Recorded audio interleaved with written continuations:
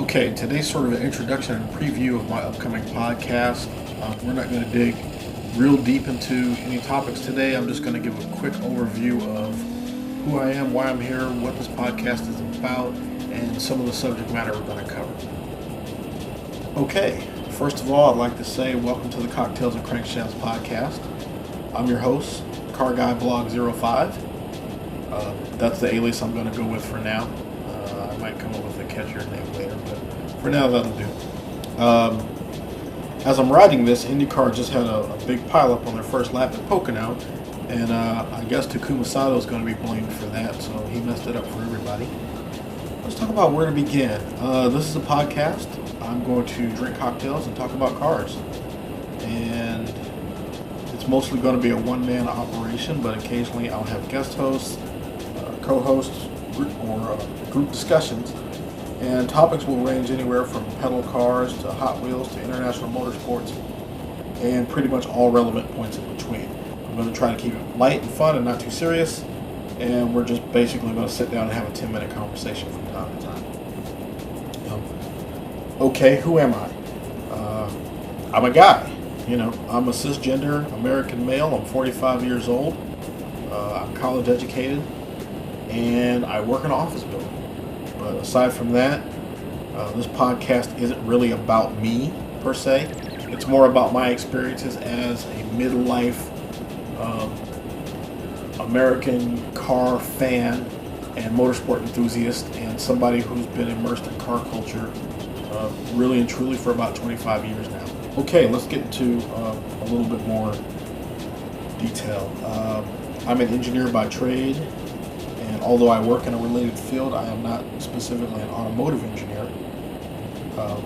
That was an aspiration for me at one point in life, but around the time I hit high school, American car companies started declining pretty strongly there. By the time I was halfway through college, Detroit wasn't looking to be in real good shape, so I chose a different career path. For the last 22, 23 years, I've been heavily involved in big, slow-moving, diesel-powered off-highway equipment, specifically construction machinery, diesel engines in particular. I've worked for 2 different diesel engine manufacturers, and I've worked for a farm equipment company.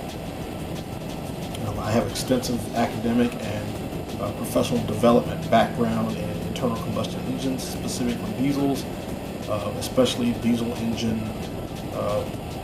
operation, repair, warranty, and emissions.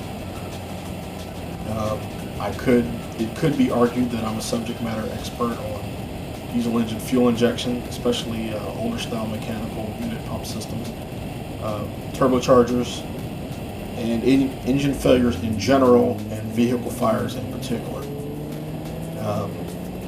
But because of my background, I just have extensive knowledge in the design, manufacture, and production of off-highway equipment, particularly stuff that tends to our crops and builds our infrastructure. This blog isn't really about my technical expertise or my industry experience, so I won't get too much into that beyond this episode. Really and truly, I'm approaching this podcast from the point of view of a fan and participant. I'm a guy who I've been autocrossing since 1999. I've been drag racing almost that long.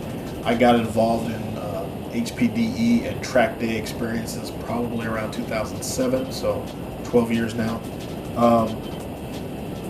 I've built a couple cars, not always well, but I'm a self-taught mechanic, so I do that. Your typical your typical car owner repairs, brake pads, oil, coolant, or whatever, but I've also built engines, I've built rear ends, I've installed limited slip differentials in rear ends, I've done complete brake swaps. For instance, I drive Nissan, so I put 300ZX brakes on a 240SX more than one time. I've done a couple engine changes. I'm pretty handy, as long as I take my time and refer to my trusty service manual, I'm pretty good. Essentially, I am equal parts fan, racer, photographer, memorabilia collector, and motorsport tourist.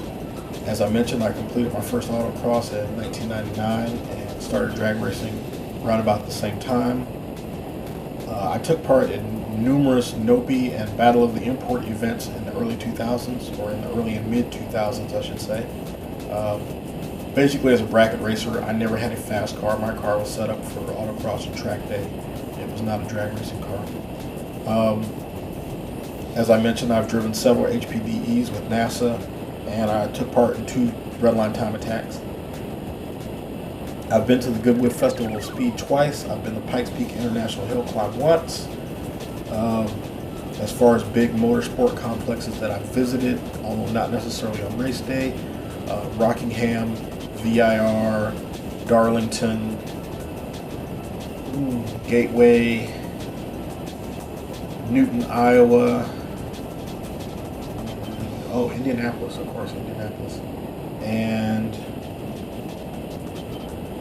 actually, I think that's it for the big ones. I was supposed to go to Mid-America Motorplex over in Nebraska, but there was a flood that summer, and I couldn't go there. But I've been to watch the ice racing in southern Minnesota in the wintertime, standing on a frozen lake in Mankato, Minnesota, watching cars go around in circles on ice. It's a different experience, but it was a lot of fun. I've met a couple drivers, nobody super famous. I met Doc Bundy, and I got an autograph from Didier Oriol while I was over at the Festival of Speed. Years ago, I went on a tour of Joe Gibbs Racing, and Tony Stewart came in to pick up his dry cleaning, so I was about 10 feet from him.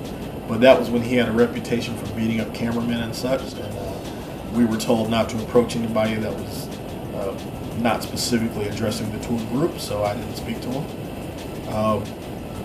Also, while I was at Festival of Speed, I got within about 10 feet of Jackie Stewart and his entourage, because when he walks around at the festival, they normally keep a lot of people with him. Aside from cameras and media types, there are a lot of, I won't call them bodyguards, but I'll say people movers, just to make sure that Jackie has he's an old man, and they make sure he has an unfettered path to anywhere he happens to want to go while he's there. But it was interesting seeing him. He's very much an important part of 20th century motor racing, and it's good to see him walking amongst the people, so to speak. I've driven everything from Korean economy cars to Italian supercars. Demographically speaking, I am in the last third of the Generation X cohort. So to put that in perspective, I was born in the front half of the 1970s, actually. And I'll tell you about my pop culture introduction to automobiles. So we're talking about Blues Brothers, Mad Max, Road Warrior, Dukes of Hazzard, Smokey and the Bandit, Cannonball Run, Knight Rider, Hardcastle and McCormick, Magnum P.I., Ghostbusters, Back to the Future, etc., etc. Those were the TV shows and movies that really exposed me to, sort of those iconic cars of the late 70s and early 80s. And they were very much my introduction to car culture.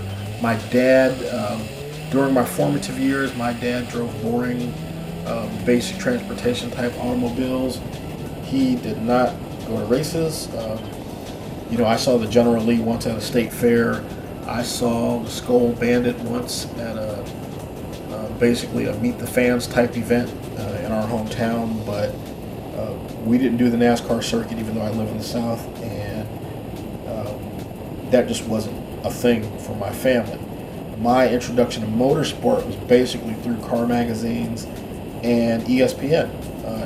Basically ESPN, and Saturdays, if we didn't go to church, I was parked in front of the TV watching IMSA or CART, or sometimes Formula One if I could catch it on ESPN.